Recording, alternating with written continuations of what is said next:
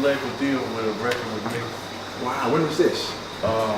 The 80s or something. I used to do Queen Club with him. I used to do La Palace. I used to go over to, I've been to his house with him and his wife Kathy and stuff. Yeah. I used to hang out because I've been going to Paris for years doing, I used to do Radio Nova.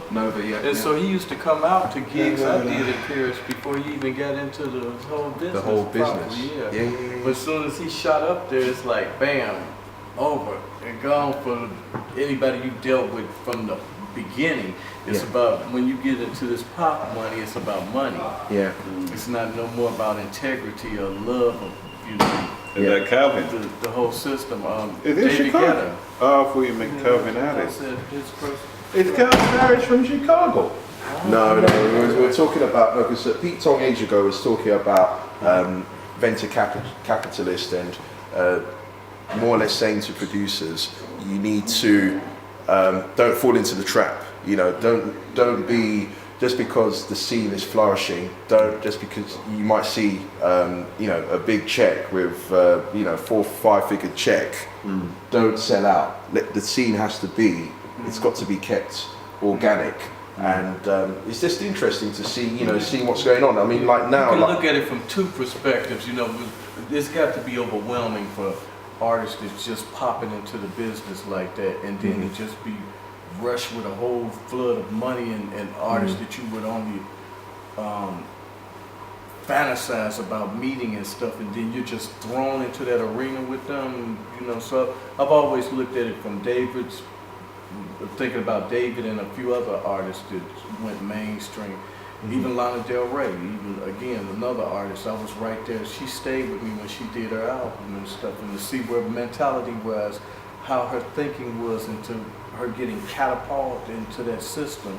It's got to be overwhelming for a young artist just popping into this. And you can look at it from two different angles. Somebody just instantly throw millions into your world. How you gonna react? But you see, I suppose in that world, it's all about But that's trends. the artist. It's the artist. Yeah, but but we're talking about from the perspective of the corporates that actually brand it all out there. But do the artists have a say? At that stage of the game, I don't think so. Probably not. Yeah. I mean, because often they lose touch with a lot of the root base of individuals they were around. They're around a whole camp of people that are just yes, and you do this and you do that. You're directed to be this persona. So you kind of remove from yourself, and I mean, I've experienced a little of that just being on major labels, and how, you know, they almost take over your life and your presence. You know, even when I was with RCA and different major labels, it was like, you got to do this. They would be upset if I didn't want to shave my mustache and they wanted to shave for this session, or rushing you in and out of clubs and straight into the limousine. they even controlled those special Gillette moments and told you had to shave. Wow. I had one, you know, I was shocked with some of what I went through with that, and it's like, oh, this ain't living. It's like, you can't talk to somebody. You missed the 4th bar of this song, and I mean, really detailed, you know, minute little things. They would like being really particular about it. and annoyed if you missed it. I'm like, ain't nobody gonna know I missed the 4th bar. That's the live version. Do you think life is better being independent than being kind of stuck on not stuck, but working with a major label? I much rather prefer the independent route, because I mean, you're naturally giving, you know, you naturally gel with people, and I mentioned this to Kid earlier. It's about people. No matter what level you achieve or you in this industry, you have to revert back to the root of it. What you achieved and where you're at is all because of people. And when you can have that relationship, that one-on-one personal with people, it just keeps you grounded, and it helps you understand more about yourself. And you know, I wouldn't want to lose that for nothing. You know, I love going to events and just hanging out sometime before and after the event and talking to people. It helps you understand how you can keep applying back to this industry. And that's the essence of house music, where it came from in terms of, for me, house music it's I suppose it's that the saying in the track, you know, it's a soulful thing, it's a spiritual thing. It embodies a life thing, and I think for house music it brings all types of people together, regardless of ethnicity, class.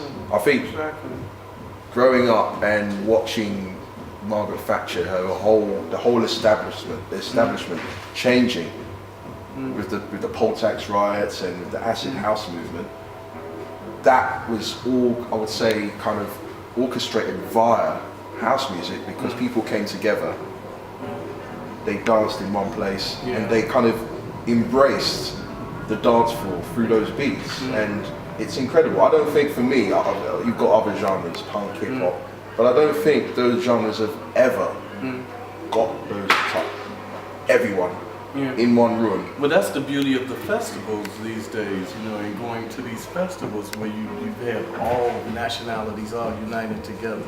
And I was saying again earlier in the interview that that's one of the things that I value the summer festivals, and actually going there and just meeting loads of people from all different walks of life, and they're all there unified. I think that's so beautiful, and all ages, you know, because in the daytime you have the full families where you have the children and parents and everything, and you meet, you know, everyone, and then at night, you know, you commune with the people of your own age and stuff, and young adults, and it's beautiful.